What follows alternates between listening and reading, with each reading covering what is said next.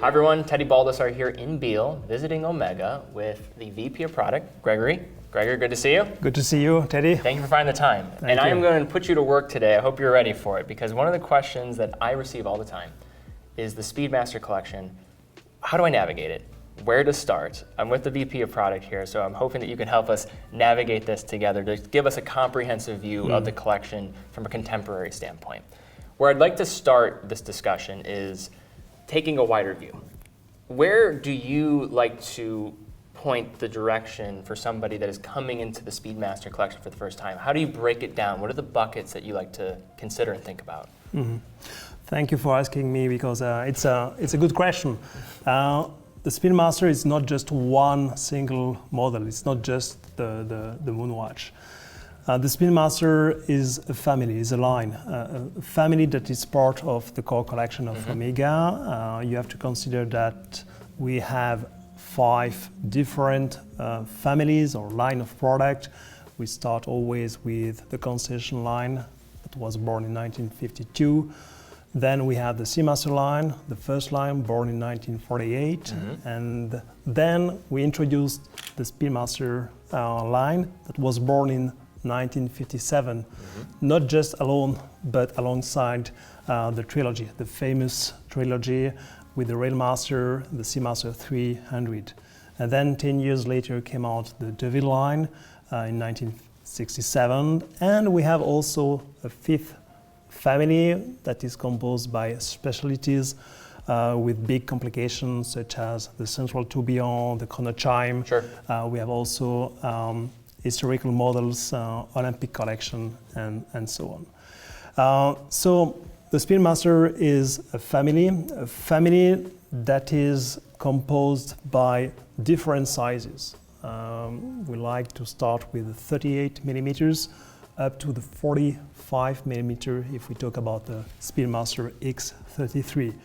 But the Speedmaster collection is also split or composed with different calibers. I like to talk about 4 main base caliber. We have the Moonwatch caliber, the 3861 caliber, also with 321 caliber. This is one pillar. Yes. And then we have also the 3330 caliber for the Speedmaster 38. And then we have the coaxial caliber with the 2 subdials, coaxial technology, master chronometer certification. And then we have the quartz caliber for the X33. Now, you talk about these movements, so those are the key movements that you're looking at, but I want to maybe shift a little further now into looking at that first pillar, if we can, looking at the Moonwatch, because this is, I would say most people, when they're starting to get into the Speedmaster, this is this form of fascination for them. So how do you when you're looking at the Moonwatch in general, could you just introduce, because you were very much involved in this process and product development for quite some time, when this was updated in 2021, what are the new features, the bracelet, now 3861 on the inside, a lot of new developments that came to the table with this watch. To understand well the structure, also the Speedmaster line, you have to know a little bit about the different generation. The first generation of the Speedmaster came out, as I said before, with the trilogy in 1957. Was not designed and developed as a astronaut watch, as you probably know, but more for a racing car driver. And then you have the second generation, the first Omega in space in 1962, the famous CK2998. And then came out the third generation, the ST-105-003, a generation that was qualified by NASA for all-man space mission in 1965. And then you have the 4th generation, the first watch worn on the moon. And then you have different generation up to the current one, the 8th generation. We facelift in 2021. So we waited more than 20 years to facelift the current Moonwatch. And the current Moonwatch is actually based, in terms of design, is actually based on the 4th generation, the watch that went to the moon thanks to Neil Armstrong and Buzz Aldrin. So if you can distinguish all this generation in terms of design, but also in terms of storytelling. And if you take, for example, the current generation, We made some changes regarding, firstly, the movement. The big change is definitely the movement. The 3861 movement replaced the 1861 caliber. We actually changed more than 50% of the component. Wow. So 50% of the component are completely brand new. The idea was to pass the master chronometer certification with the Moonwatch. The second point is the case. So in terms of design, we made some tomography of the 4th generation in order really to respect the strong DNA of the 4th generation. We changed also the dial. We reintroduced the famous step dial. We also reintroduced the dot of a 90. So for the fans of the Speedmaster, they are very happy now that the dot is back on the 90. We also slightly changed the design of the hands, so the hands are now curved, also in order to reduce the thickness of the watch. And we also decided to change the bracelets. So we reintroduced the nickname Nixon bracelet. So it looks completely different with this new bracelet, but the overall aspect is more or less the same. So now with establishing the new concepts of the latest generation of the Moonwatch, now you have two different pillars within that. And a common question I always receive is understanding the differences between Hesalite versus Sapphire. How can I tell the difference? Can you talk through a little bit about that? Yeah, but before starting with design differences, I would like to ask you, do you know how to recognize an Hesalite crystal with Sapphire crystal? So you were telling me that you put up the crystal to your forehead, and if it's cold, it's a sapphire. Correct. A Hesalite will be warmer. Absolutely. Which, if you do that in a boutique, I mean, you might get judged a little bit, but go for it. You'll have more confidence in what you're looking at. But besides that, and putting it up to your head, what are some other key indications that you can call out here? Yeah,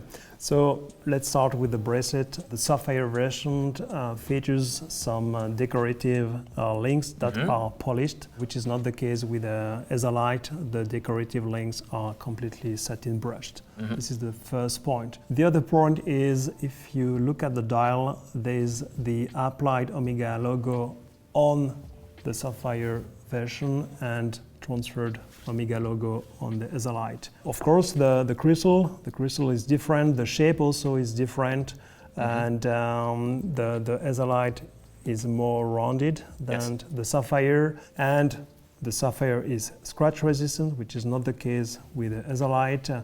In terms of dimension, the Hesalite version is a little bit thicker than the Sapphire, and if you return the watch, you will see that the case back is plain for the Hesalite and is transparent for the Sapphire version.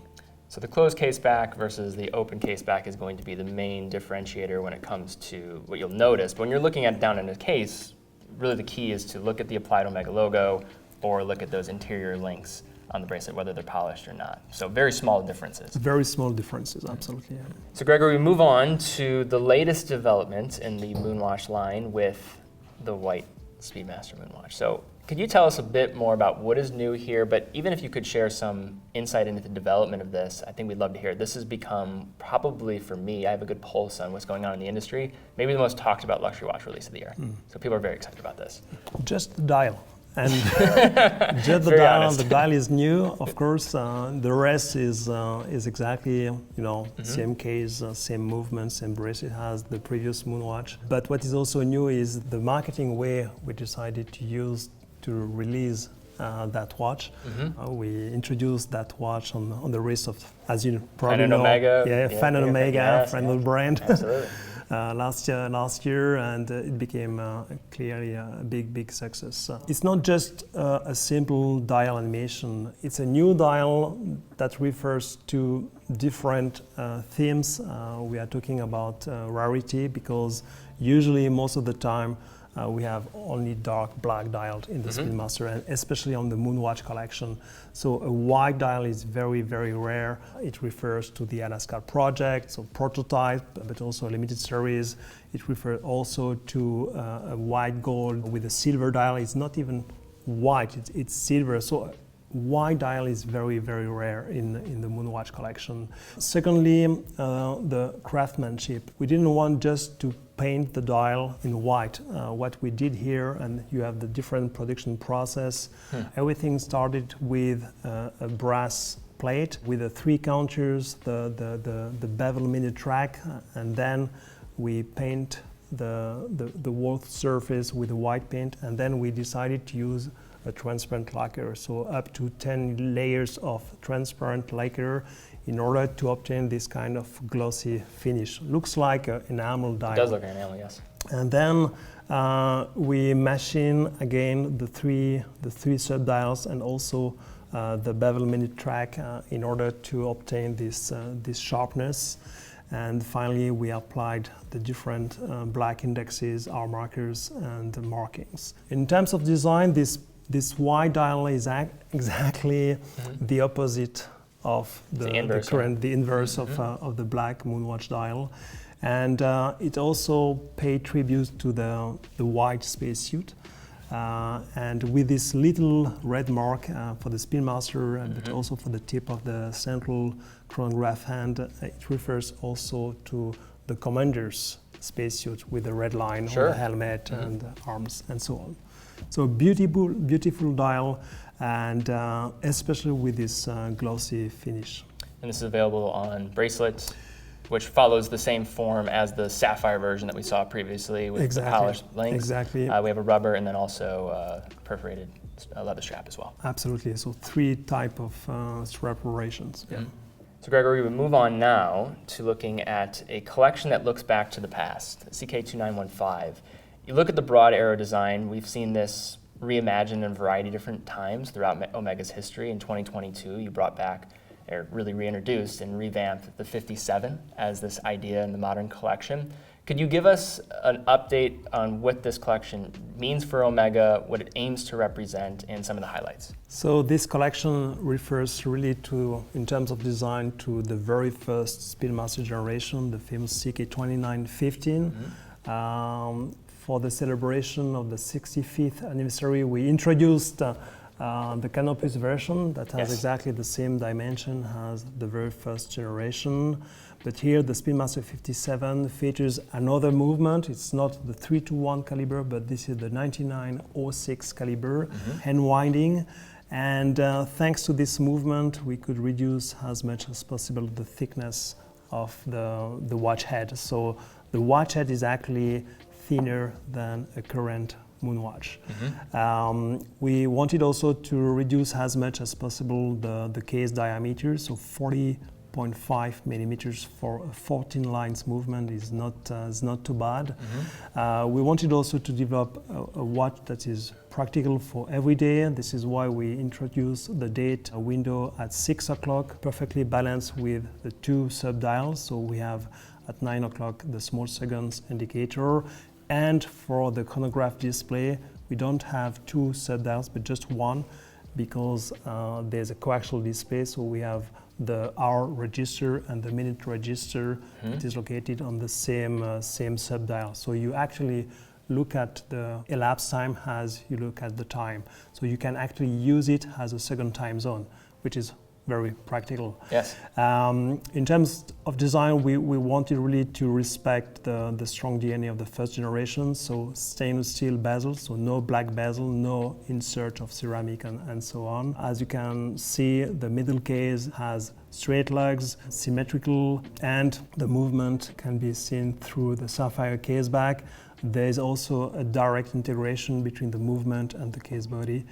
And then in terms of dial, we have different animations. We decided to use, for the green one and the blue one, the PVD technology with the sunbrush finish starting from the center.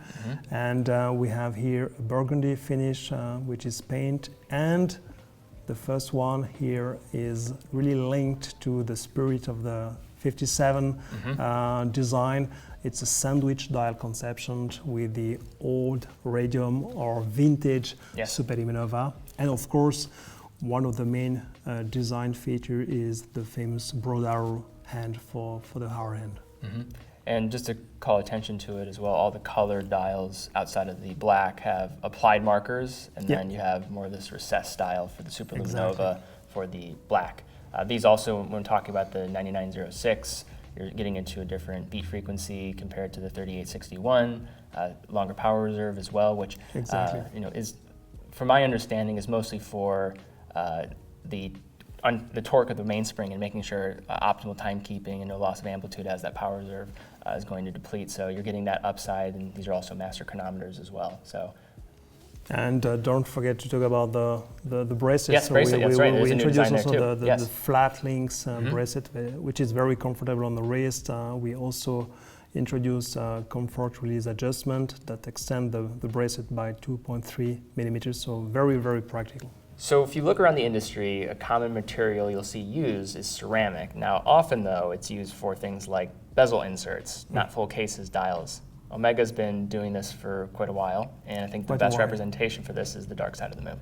Can you give us an introduction? And also maybe talk about this use of ceramic too, and giving some of the challenges with producing a case with the material, and also how it creates these, an interesting effect as an end result. The Speedmaster Dark Side of the Moon was actually the very first Speedmaster, or the very first Omega being completely made in ceramic. In the past we had, as you said, used different bezel insert in ceramic, but at the time it was really a trend of black watches, and we tried many different, in terms of prototype, we tried different coating, black coating, but as you probably know, doesn't resist customer service. Exactly. So we wanted really to use ceramic, but in a different way. So we were not the first introducing the ceramic for watch, but probably the first to machine the ceramic with a specific tool. So that means everything came from a single block of ceramic. This is for the white side of the moon. So from this part, we do the sintering process in order to obtain the mechanical characteristic of the ceramic, and then everything is machined instead of the injection process. And thanks to this machining process, the only way to machine the ceramic is the use of diamond wheels, diamond tools. So the only way is to use the 5-axis CNC machine in order to obtain the sharpness of the Speedmaster case body. With the Dark Side of the Moon that was launched in 2013, everything was made in ceramic, not just the case, but the case bag, the pushers, the crown, the bezel, even the dial. Having a dial in ceramic doesn't make sense in terms of scratch resistance, but makes sense in terms of design, in terms of look, because you have the same material, you have the same reflection. So there's a perfect harmony between the face of the watch and the rest of the watch. Even the buckle is made in ceramic. So the Dark Side of the Moon was launched in 2013 in black, but then we came out with different type of ceramic, different colors. Here we have, for example, with the gray side of the moon, we have introduced a plasma treatment in order to have a metallic look to the ceramic.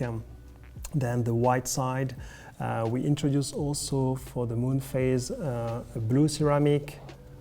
And finally, as you can see, we have also different finishing. So we can play with polish and certain brush finish, but you can also obtain a complete matte finish with a ceramic. Don't forget, the ceramic is 6 times harder than stainless steel. So yes, you're getting that scratch resistant upside. Exactly.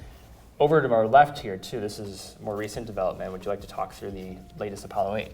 Yeah, the Apollo 8. I'll hand that to you, sir. Exactly, the facelift of the Apollo 8, because the Apollo 8 was launched in 2018 for the celebration of this famous mission, probably the most risky mission of the Apollo program. But we wanted to definitely facelift that model. It's not a collection, it's a model, thanks to the master chronometer upgrade. So it looks more or less the same as the previous model, but the movement is completely new with more than 50% of new component. We also upgrade or improve the decoration. That means the movement is decorated with the surface of the moon. So the near side was the inspiration from the front side of the movement, and the dark side was the inspiration for the back side of the watch. So we actually took NASA images from the moon in order to vectorize these images and then to do the ablation process. So here you see the different production process of,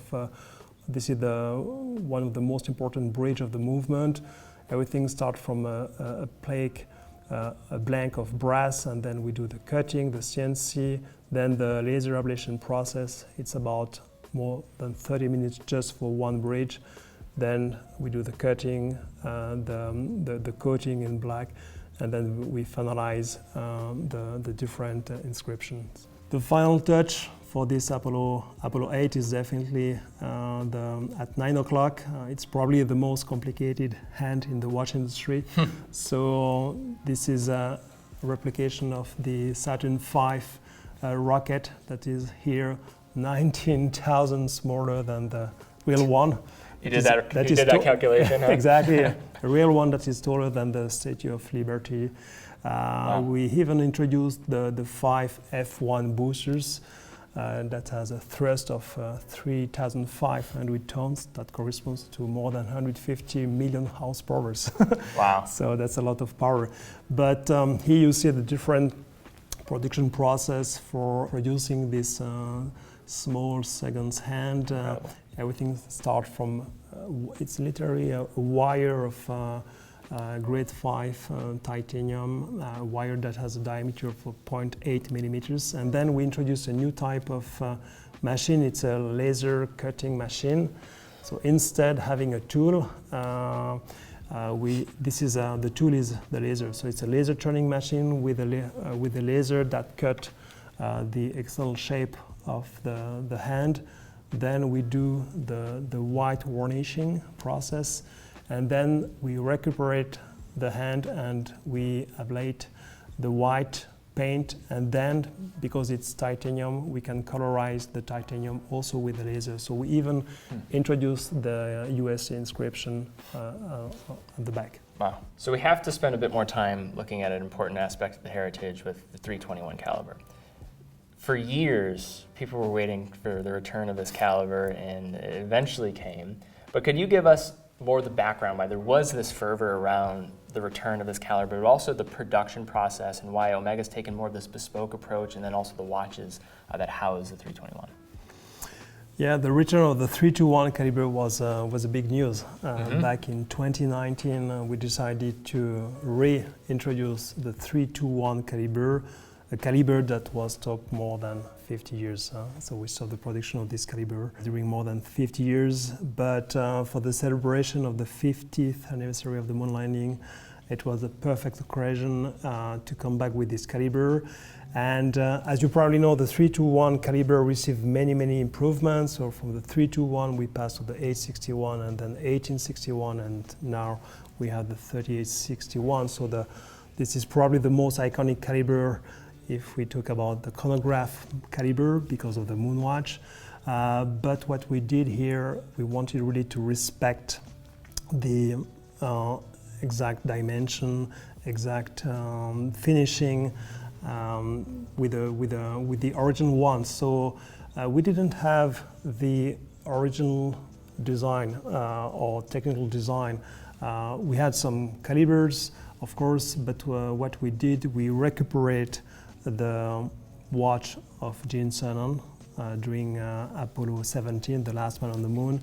He wore an ST-105-003 with a 321 caliber, second generation, and we took that watch as a reference. So we did a tomography, not only of the watch, but also of the caliber in order to recuperate the exact 3D files of the different pieces and bridges.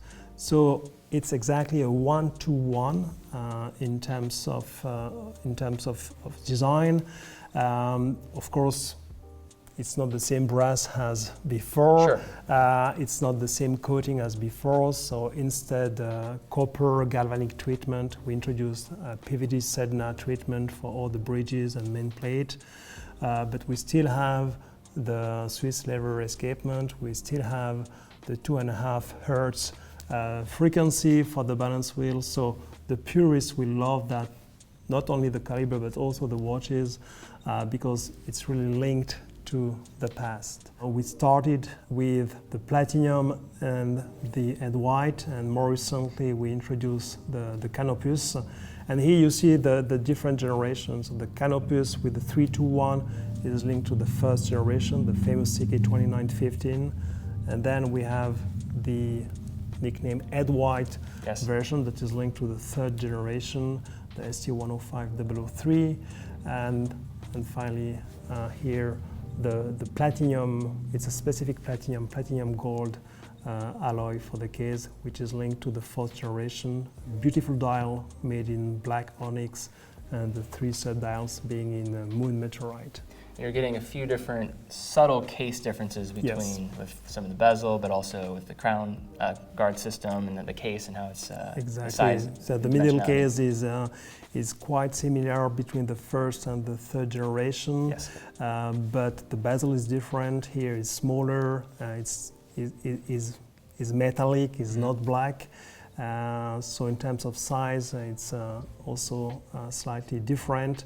And the fourth generation, as you can see, features the asymmetric case, middle case, and also the twist lugs. So no more straight lugs, but the twist lugs, and also, you know, the protection for the 2 pushers. Pushers, yes. Yes. So every Speedmaster has some look back to the past, but this Speedmaster collection really looks back to the past. Really looks back, yes. So we have the Chronoscope here. Yeah. Chronoscope, 43 millimeters, a collection that was launched a few years ago in 2021. So the first bizarre thing is about the name. Why Chronoscope? What is a chronoscope? A chronoscope is actually a chronograph. A chronoscope is actually the right term for naming a chronograph. A chronograph, you write a time, which is not the case with... Graph, to write. Exactly. Yes. Which is not the case with a timepiece that has a feature that show or display the elapsed time. So a chronoscope, you measure a time. So the chronoscope is actually the right definition for naming a chronograph timepiece. And the founder of Omega, Louis Brun, did it in 1885. The very first chronoscope was made in 1885, and you can see the name Chronoscope. There's no Omega logo because at the time it was the Gürtelen brand. So that just gives history to this line. I mean, we're going pre the Omega name when we're looking at the Chronoscope terminology within the brand. Yeah, the Omega caliber came out in 1894, so it was almost 10 years after before. The second design point is the look of the face of the watch, the display. As you can see, there's only 2 sub-dials. The collectors, they like to name this kind of dial busy dial because there are plenty of different information. Actually, you have different scales. You have the tachymeter scale, which is outside the dial, but also inside the dial, so you can measure different speed. Then you have the telemeter scale in order to measure a distance between a specific event and a reference. And then you have the pulsometer for measuring the heartbeat. This type of dial came from the chronograph, the Omega chronograph from the 40s. As you can see here, at the time we used the famous 33.3 Cro. It was actually the diameter of the caliber. We also used the 320 caliber. That means it was the 321 caliber, but with only 2 sub-dials. And we wanted really to pay tribute to this great timepieces. We wanted also to introduce intermediate size. So the size is 43 millimeters, so it sits perfectly between the 42 millimeters for the Moonwatch and the dark side of the Speedmaster Racing with 44.25 millimeters. No date because of the different scales, very, very thin case thanks to this hand-winding caliber, yes. And different variation regarding the dials. Arabic numbers for the hour markers, which is also something very special. Usually for the Speedmaster collection, it's only with indexes and not really with Arabic. And we also took the opportunity to introduce for the first time with the Speedmaster 300, we also introduced for the first time the bronze gold alloy in this collection. A bronze gold alloy that does not produce any verdigris oxidation thanks to its composition. And then I think the important point here too is we've been going throughout this process of looking at the Speedmasters throughout some of these collections. This use of material is exercised quite often, whether it's with the Moonwatch or looking at something like this, where you can get more eccentric with the case materials. Yes, at Omega we like to produce and develop our own alloy. We started in 2012 with the Sedna gold alloy. It's an exclusive alloy that does not fade with time thanks to its composition.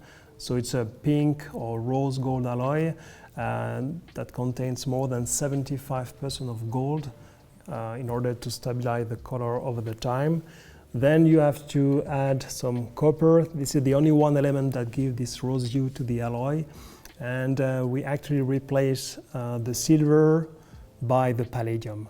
Usually the standard 5N or rose gold alloy, they have silver, but in this case for the Sedna gold we replace silver by palladium. So the palladium is actually the key element that stabilizes the color over the time. So the color is different, is exclusive, and very resistant over the time. And then for the celebration of the 50th anniversary of the moon landing, we decided to introduce a new yellow gold alloy that is named Moonshine. Nothing to do with an illegal drink. It's just a name for that is linked to the inspiration of the moon. Sometimes when you observe the moon, you see this yellow hue. And like the Sedna gold, the Moonshine has a specific composition.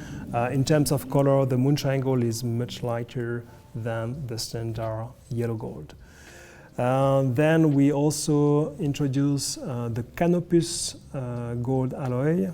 The Canopus gold alloy actually replaces the standard white gold alloy.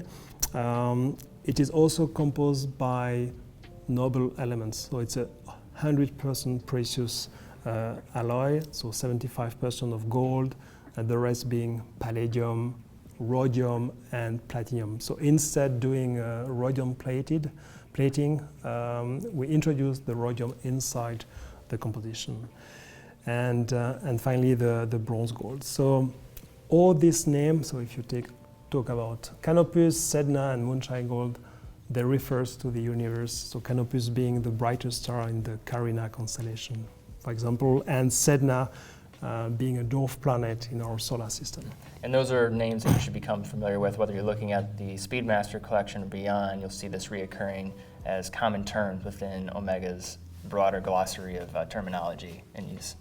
Exactly. In front of us now, we're transitioning to the Speedmaster Racing family, but this also gives an ability to talk about, I would say, one of the most important developments from Omega in the last 25 years, if not longer, when it comes to the Spirate system. So maybe we'll take this in two questions. One is introduce the Speedmaster Racing, but also I'd like to talk about the Spirate as well.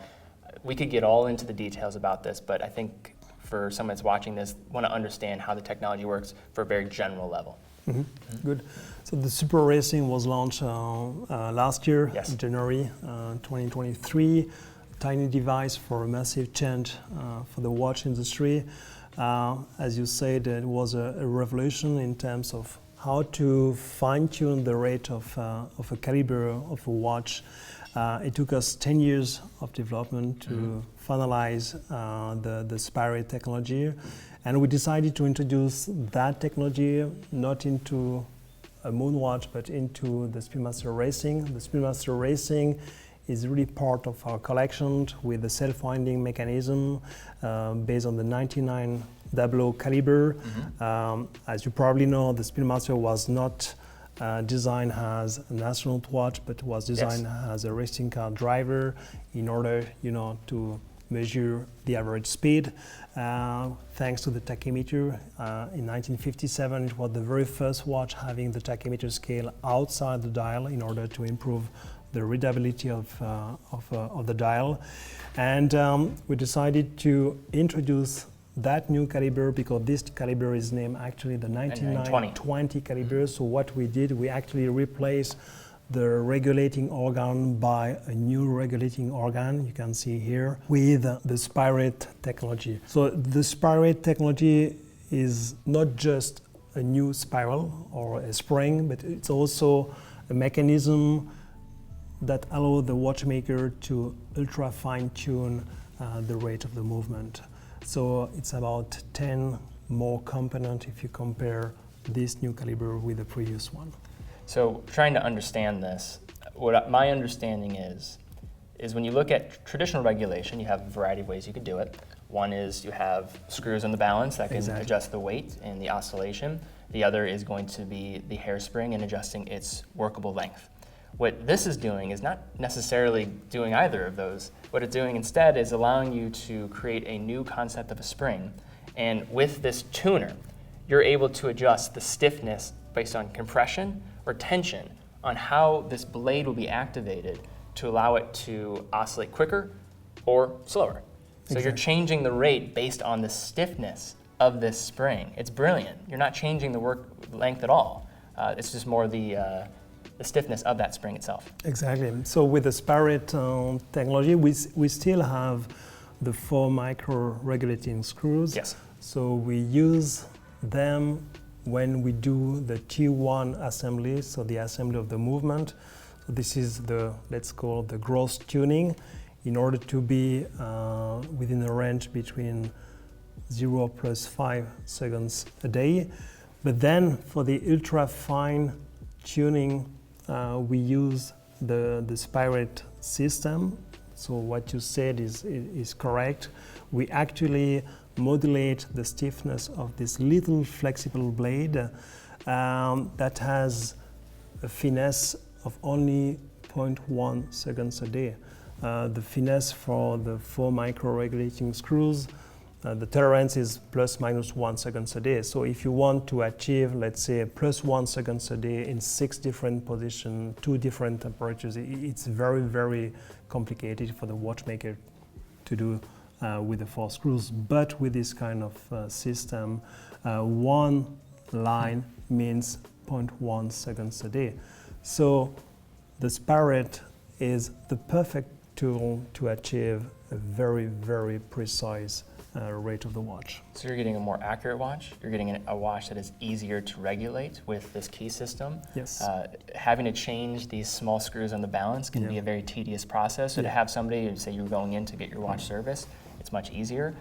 So you're getting a lot of benefits here, and it's revolutionizing the way that you can regulate a watch, and it's ultra compact and the way that you're able to do these small adjustments, 0.1 second a day in these small increments. Yeah.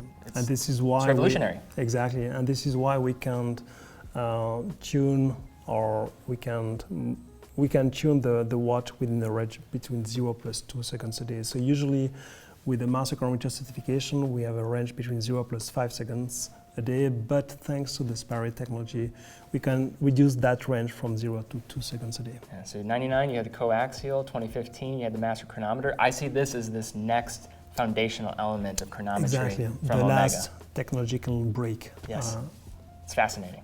Moving along to the 38 collection. So this is introducing a new case. We have a caliber that's different here, but also this has been recently updated with some new lines. So could you give us a rundown on the 38 Speedmaster?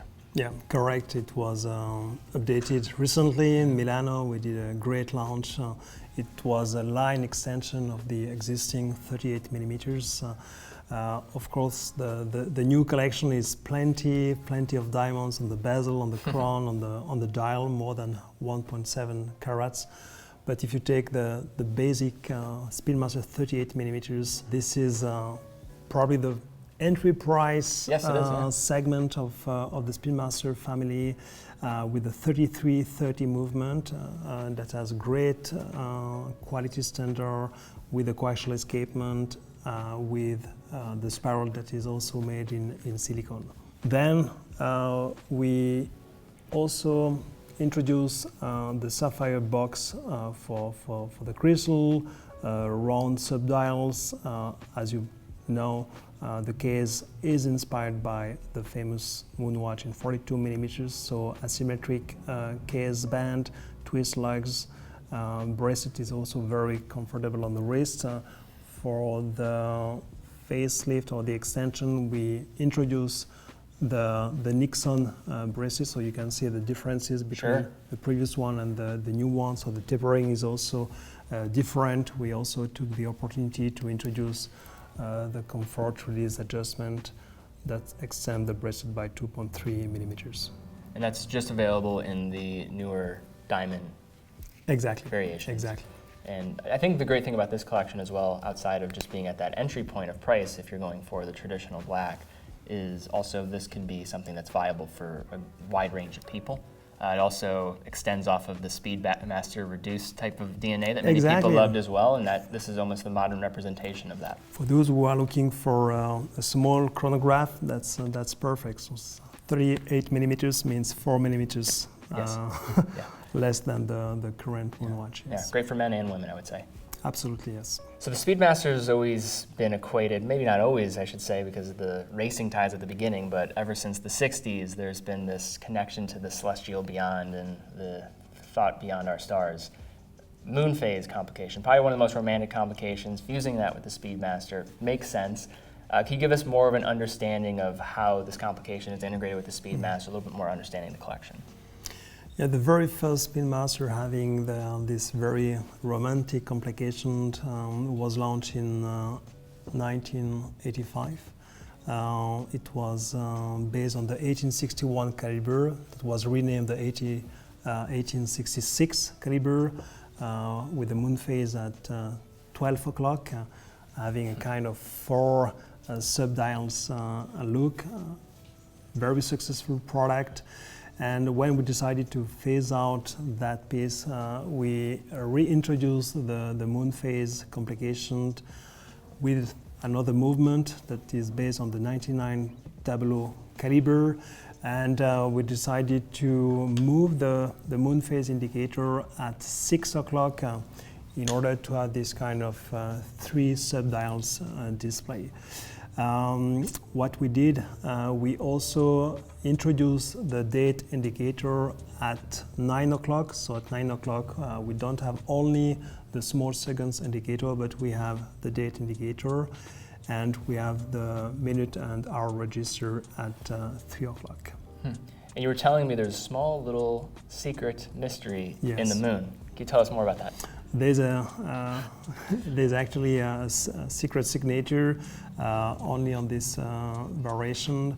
The Moonphase disc is actually a replication of the near side of the moon, and thanks to this technology, it's a microcirculation technology, we could introduce the boot print of Neil or Buzz, we don't know, that is located on the accurate position of the Apollo 11 landing site, so the Tranquility C.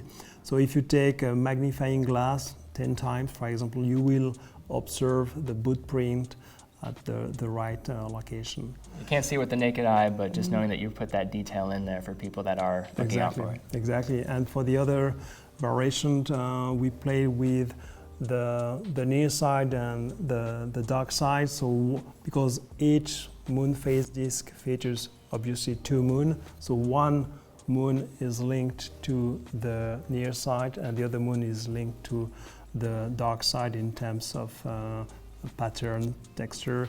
So here for the Sedna Gold version, the moon surface is engraved by hand, And here we introduced, for the platinum version, we introduced the amorphous liquid metal technology. So the moon is introduced into a red ceramic disc. This tie to instrument devices, watches as tools with the Speedmaster is obvious for people that know its history.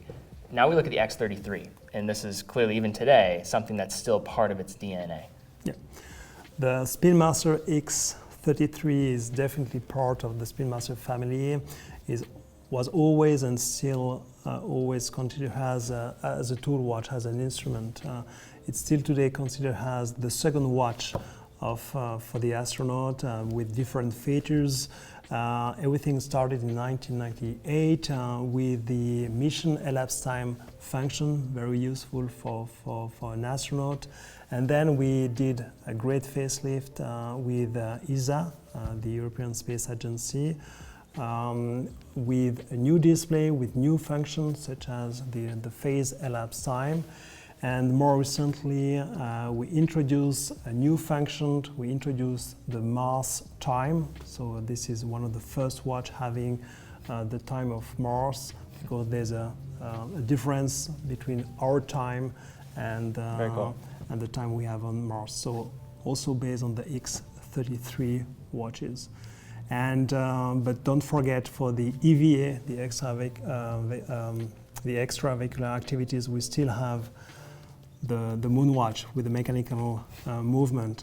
Failure is not an option, don't forget. Yes, and we have something on your wrist, so exactly. Maybe we save this for last. And obviously many people have a question about the Snoopy affiliation, but this is an affiliation that is not just simply putting a cartoon dog on a watch. It has a significant meaning to NASA and of course Omega, looking at the Apollo program. So let's talk about that connection, but then also let's talk about the Silver Snoopy. Failure is not an option. It's a famous quote from the flight director, Gene Kranz, when he said to his team, we have to find a solution to save the crew of the Apollo 13. And thanks to the Speedmaster, Omega received in 1970 the famous Silver Snoopy Award. Snoopy was at the time the mascot of the astronaut. So the Silver Snoopy pin is an award, and Omega is very proud to receive that award, because during the Apollo 13 mission, the crew had to do a mid-course correction. It was actually the mid-course correction number 5. The only way to return safely on Earth was to obtain the right angle, and they had to do a correction burn of 14 seconds. Yes. So the only way to measure with precision a burn of 40 seconds was the use of the Speedmaster, because all the electronics were off, gone. absolutely Yes. were gone. So, and this is why we received this prize. And this is honoring the 50th anniversary. Exactly. And I'd like to talk about the case back, because there's many amazing dials we've looked at. We've talked about phenomenal movements, but this is a case back that I would argue is the best in the entire industry. It is so fun and whimsical. Yeah, we wanted really to connect the power of the movement with the case back. As you probably know, we had different Snoopy editions. So the first one was the patch of the case back. Then we came out with the Snoopy number 2. We introduced the silver pin on the case back, so Yes. it was a kind of decorative case back. And for the third edition, we thought, okay, let's animate the case back thanks to the power coming from the movement. So when you start the chronograph, you can see that Snoopy inside his service model is turning around the moon, because they actually took the gravity of the moon to come back safely on Earth. And when you start your chronograph and you stop it at exactly 14 seconds, you see Snoopy right above the Earth. So there's a connection between the chronograph and the Snoopy hand, and there's another connection between the small seconds indicator and the Earth turning anti-clockwise. Yeah, so you basically extend the staff so that it Exactly, can work on the reverse exactly. side. So, and then the glass arm, it's amazing too, because at certain angles you can't even tell. It looks like Snoopy is actually just flying around in its Is rocket. floating There's on. no Yes, connection. exactly. It's amazing. Well, Gregory, speaking of amazing, this was fantastic to walk through Speedmaster today, and we went through comprehensively everything. So thank you for doing this for us. We were in great hands, and appreciate your work here and walking us through it. Yeah, thank you. Thank you so much. Thank you.